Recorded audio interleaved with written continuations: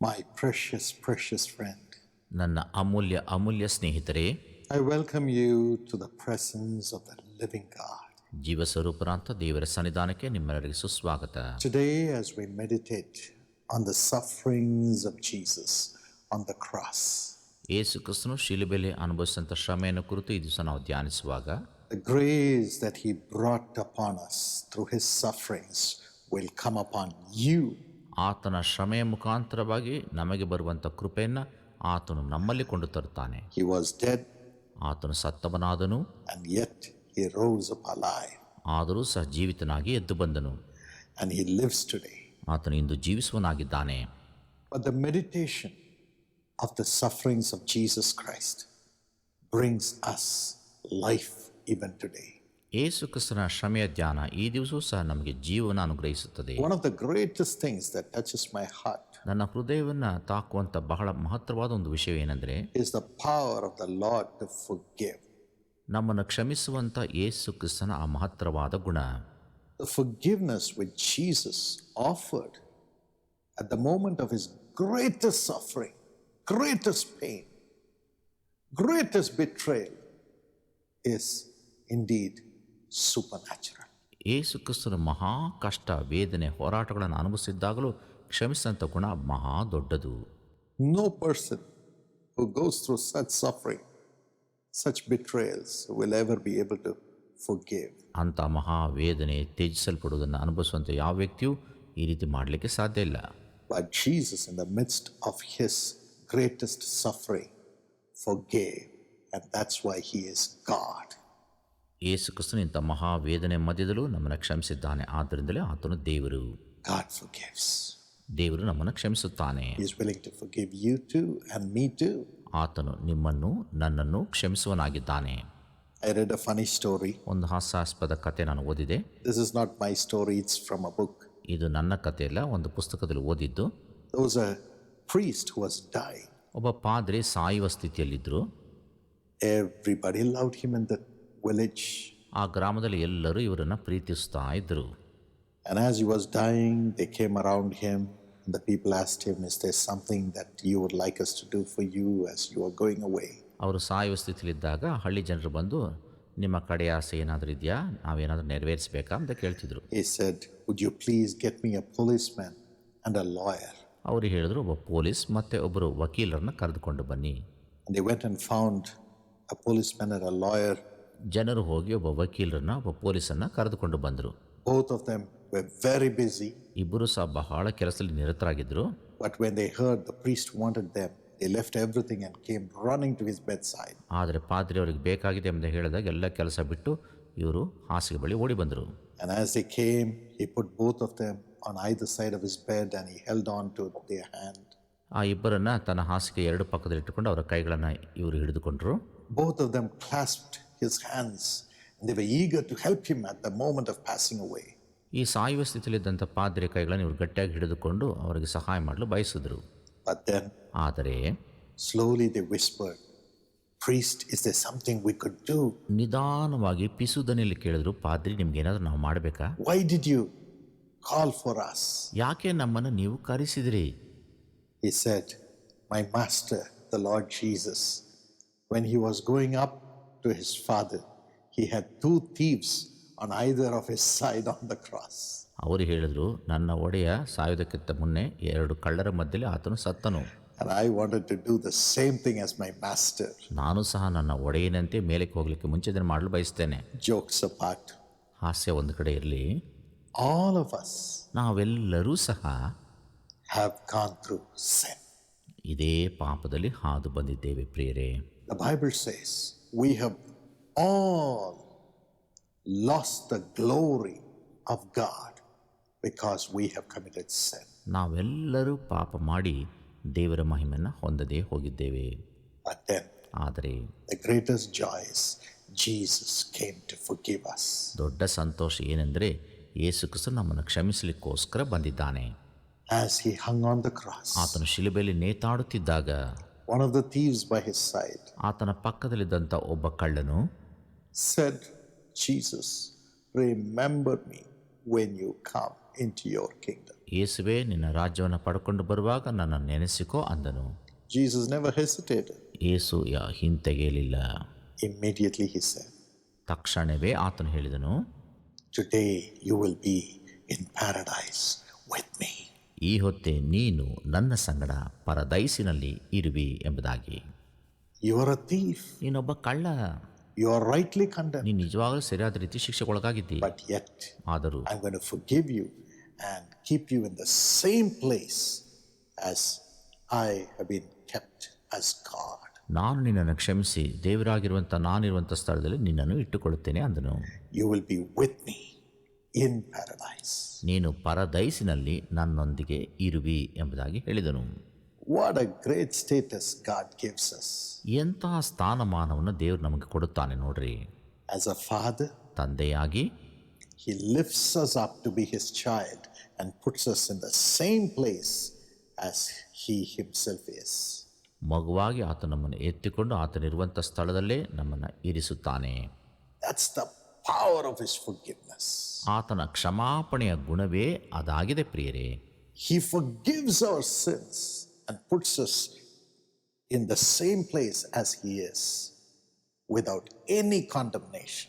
ಆತ ನಮ್ಮ ಪಾಪಗಳನ್ನು ಕ್ಷಮಿಸಿ ಯಾವ ರೀತಿ ಅವಹೇಳನ ಮಾಡದೆ ಆತನಿರುವಂಥ ಸ್ಥಳದ ನಮ್ಮನ್ನಿಡುತ್ತಾನೆ. We are not second class citizens. ನಾವು ಎರಡನೇ ದರ್ಜೆ ಪ್ರಜೆಗಳಲ್ಲ. As we are forgiven, we become first class. ನಾವು ಕ್ಷಮಿಸಲ್ಪಟ್ಟರಿಂದ ಮೊದಲನೇ ದರ್ಜೆ ಪ್ರಜೆಗಳು. He forgets the past ಆತನ ಹಳೆಯ ಸಂಗತಿ ಎಲ್ಲವನ್ನ ಮರೆತು ಬಿಡುತ್ತಾನೆ.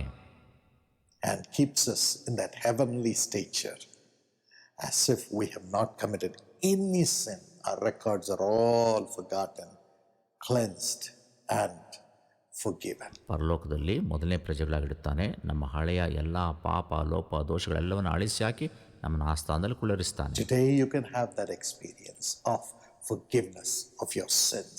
ಈ ದಿವಸ ನಮ್ಮ ಪಾಪ ಕ್ಷಮಾಪಣೆಯ ಆ ಅನುಭವ ನೀವು ಹೊಂದಬಹುದು.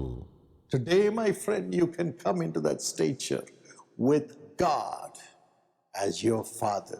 ಈ ದಿವಸ ದೇವರನ್ನು ನಿಮ್ಮ ತಂದೆಯಾಗಿ ಸ್ವೀಕರಿಸುವಂಥ ಅಂತಹ ಒಂದು ಸ್ಥಾನಮಾನಕ್ಕೆ ಈಗಲೇ ನೀವು ಬರಬಹುದು ಪ್ರಿಯರೇ.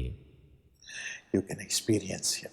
ನೀವು ಆತನನ್ನು ಅನುಭವಿಸಬಹುದು. The greatest thing that the Lord did was praying for those who hurt Him, even when He was hanging on the cross. ಶಿಲುಬೆಯಲ್ಲಿ ಆತನು ನೇತಾಡ್ತಾ ಇದ್ದಾಗ ಆತನನ್ನು ದೂಷಿಸಿದವರಿಗೋಸ್ಕರವೂ ಸಹ ಆತನು ಮಾಡಿದ್ದೇ ಪ್ರಾರ್ಥನೆ. ಅದು ಮಹತ್ತರ.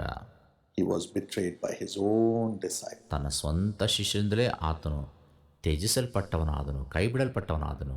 The priests who were supposed to bring justice amongst the people unjustly gave Him up to be crucified. ಜನರಿಗೆ ನ್ಯಾಯವನ್ನು ಒದಗಿಸಿಕೊಡ್ಬೇಕಂತ ಮಹಾಶಾಸ್ತ್ರಿಗಳೇ ಅನ್ಯಾಯದಿಂದ ಯೇಸುವನ್ನು ಒಪ್ಪಿಸಿಬಿಟ್ರು. They never prayed for Him, but they condemned Him. ಯೇಸು ಕ್ರಿಸ್ತನಿಗೋಸ್ಕರ ಪ್ರಾರ್ಥಿಸಿಲ್ಲ, ಬದಲಾಗಿ ಆತನನ್ನು ದೂಷಿಸಿದರು, ಅವಹೇಳನ ಮಾಡಿದರು. They were crying, if you are Christ, come down from the cross so that we may believe. ನೀನು ಕ್ರೈಸ್ತನಾಗಿದ್ದರೆ ನೀನು ಇಳಿದು ಬಾ, ಆಗ ನಾವು ನಿನ್ನನ್ನು ದೇವರೆಂಬುದಾಗಿ ನಂಬುತ್ತೇವೆ ಅಂದರು.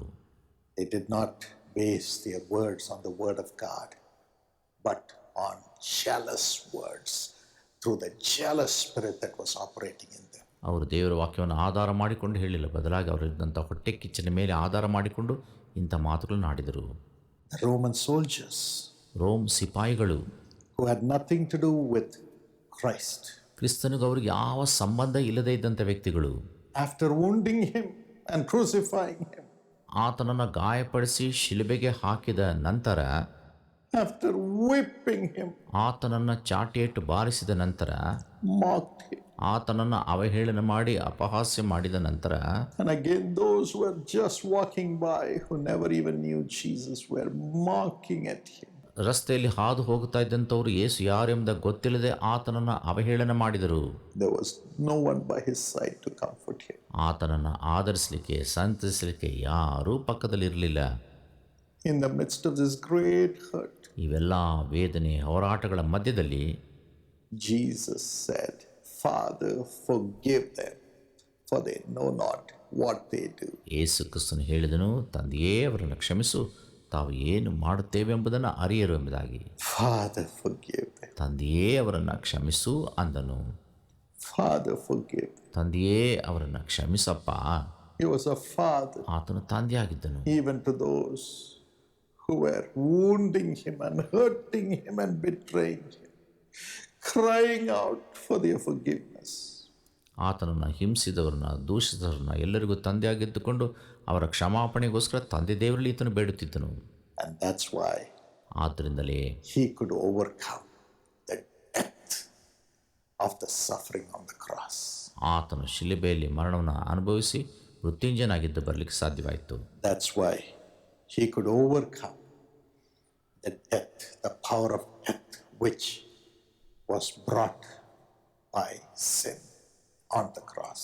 ಆದ್ದರಿಂದಲೇ ಪಾಪವು ತಂದಂಥ ಮರಣದ ಮೇಲೆ ಆತನು ಶಿಲುಬೆಯಲ್ಲಿ ಜಯವನ್ನು ಹೊಂದಲಿಕ್ಕೆ ಸಾಧ್ಯವಾಯಿತು. ಪ್ರಿಯರೇ, Though he gave up his spirit to the Father on the cross, ಶಿಲುಬೆಯಲ್ಲಿ ತನ್ನ ಆತ್ಮವನ್ನು ತಂದೆ ದೇವರಿಗೆ ಆತನು ಒಪ್ಪಿಸಿಕೊಟ್ಟರೂ ಸಹ, yet according to the plan of God and the words of Jesus himself, he rose up from the dead at the appointed time. ದೇವರ ಚಿತ್ತಕ್ಕೆ ಅನುಸಾರವಾಗಿ ತಾನು ಹೇಳಿದ ಹಾಗೆ ಆತನು ನಿಗದಿಪಡಿಸಿದಂಥ ಆ 3ನೇ ದಿನದಲ್ಲಿ ಸಾವನ್ನು ಗೆದ್ದು ಮೃತ್ಯುಂಜಯನಾಗಿ ಎದ್ದು ಬಂದನು.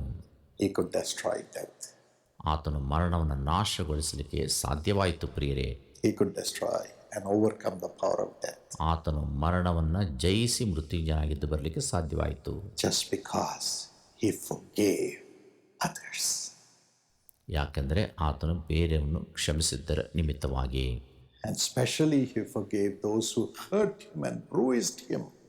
Those bruises and hurt and death caused by those wicked people could not touch him. He overcame it. ವಿಶೇಷವಾಗಿ ಆತನನ್ನು ಯಾರು ಹಿಂಸಿಸಿದರೋ, ಯಾರು ಬಾಧಿಸಿದರೋ, ಮರಣವನ್ನು ಕೊಂಡು ತಂದರು, ಅವರೆಲ್ಲರಿಗೋಸ್ಕರ ಪ್ರಾರ್ಥನೆ ಮಾಡಿದ ನಿಮಿತ್ತವಾಗಿ ಮರಣ ಈತನನ್ನು ಬಾಧಿಸಲಿಕ್ಕಾಗಲಿಲ್ಲ. Even today, ಇಂದು ಸಹ are people hurting you and breaking your heart through their unjust words, unjust actions. ಜನರು ಅನ್ಯಾಯವಾಗಿ ತಮ್ಮ ಕ್ರಿಯೆ, ಮಾತು, ನುಡಿಗಳಿಂದ ನಿಮ್ಮನ್ನು ದೂಷಿಸಿ ನಿಮಗೆ ನೋಯಿಸುತ್ತಿದ್ದಾರಾ? The love of Jesus is filling your heart right now.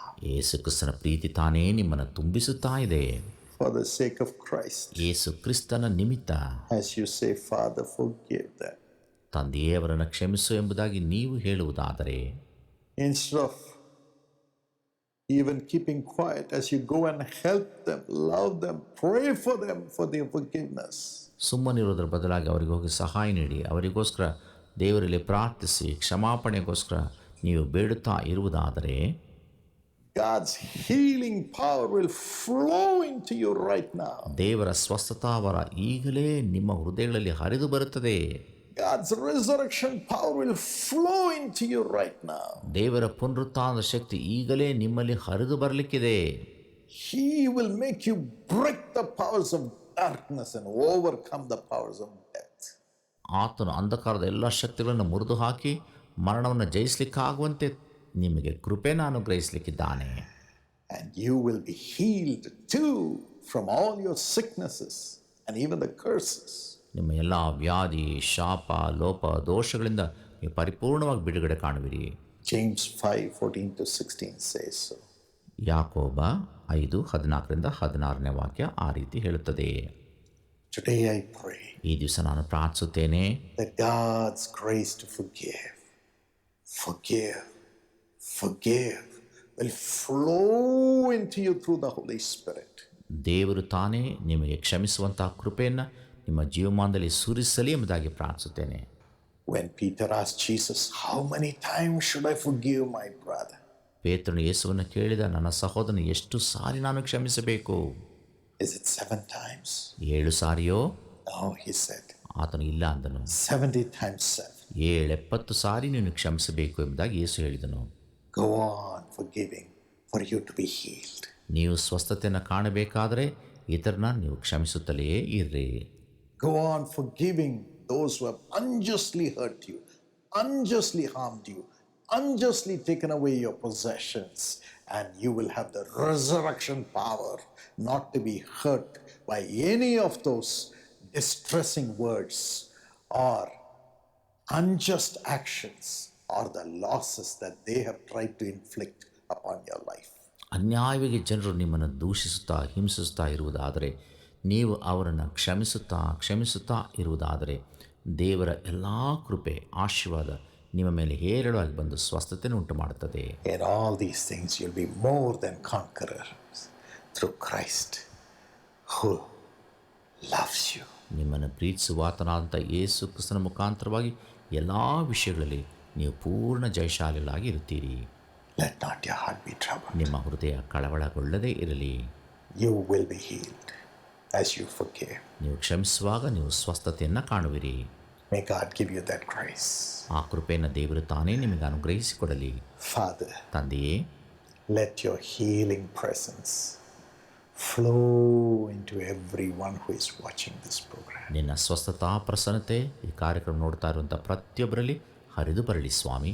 The forgiving power, the forgiveness, the spirit of forgiveness flow into their spirits, Lord. ಕ್ಷಮಿಸುವಂಥ ಆತ್ಮ, ಕ್ಷಮಿಸುವಂಥ ಗುಣ ಅವರ ಆತ್ಮಗಳಲ್ಲಿ ಈಗಲೇ ನಿನ್ನಿಂದ ಹರಿದು ಬರಲಿ ಕರ್ತನೆ. Let them cry unto you for those who have hurt them, Lord. ಅವರನ್ನು ನೋಯಿಸಿದವರ ವಿಷಯದಲ್ಲಿ ಅವರು ನಿನ್ನಲ್ಲಿ ಈಗಲೇ ಮೊರೆ ಇಡಲಿ ಸ್ವಾಮಿ. Unless these thy children forgive them in your name, those people can never enter into heaven, Lord. ನಿನ್ನ ಮಕ್ಕಳು ನಿನ್ನ ನಾಮದಲ್ಲಿ ಅವರನ್ನು ಶಪಿಸಿದವರನ್ನ ಕ್ಷಮಿಸದ ಹೊರತು ಅವರು ಪರಲೋಕಕ್ಕೆ ಬರಲಿಕ್ಕೆ ಸಾಧ್ಯ ಇಲ್ಲ. Give these thy dear sons and daughters the grace to forgive and bring those people into heaven, Lord. ಬೇರೆಯವ್ರನ್ನ ಕ್ಷಮಿಸಿ ಅವರನ್ನು ಪರಲೋಕಕ್ಕೆ ಕೊಂಡು ತರಲಿಕ್ಕಾಗುವಂತೆ ನಿನ್ನ ಮಗ ಮಗಳಿಗೆ ಆ ಕೃಪೆಯನ್ನು ಅನುಗ್ರಹಿಸು. As they do it, heal them. Heal these thy children and bring them out of their agony, suffering, even the powers of darkness and death. ಅವರು ಈ ರೀತಿ ಮಾಡುವಾಗ ಅವರನ್ನು ಎಲ್ಲ ವಿಧವಂಥ ಹೋರಾಟ, ಸಂಕಷ್ಟಗಳು ಮತ್ತು ಮರಣಕರ ವ್ಯಾಧಿಗಳಿಂದಲೂ ನಿನ್ನ ಸಂಪೂರ್ಣವಾಗಿ ಬಿಡುಗಡೆ ಮಾಡಿ ಅವರು ನಿನ್ನ ಬಳಿ ಸೇರಿಸುವ ಕರ್ತನೆ. Today do this miracle ಇಂದು ಈ ಅದ್ಭುತವನ್ನು ಮಾಡಪ್ಪ and release thy children. ಮತ್ತು ನಿನ್ನ ಮಕ್ಕಳನ್ನು ಬಿಡುಗಡೆ ಮಾಡು. Thank you for blessing them. ನೀನು ಅವ್ರನ್ನ ಆಶೀರ್ವದಿಸುತ್ತಿರುವುದಕ್ಕೋಸ್ಕರ ವಂದನೆ. In Jesus' name, amen. ಯೇಸುವಿನ ನಾಮದಲ್ಲಿ ಪ್ರಾರ್ಥಿಸುತ್ತೇವೆ, ಆಮೇನ್. God bless you, my friend. ನನ್ನ ಪ್ರಿಯ ಸ್ನೇಹಿತರೆ, ದೇವರು ನಿಮ್ಮನ್ನು ಆಶೀರ್ವದಿಸಲಿ.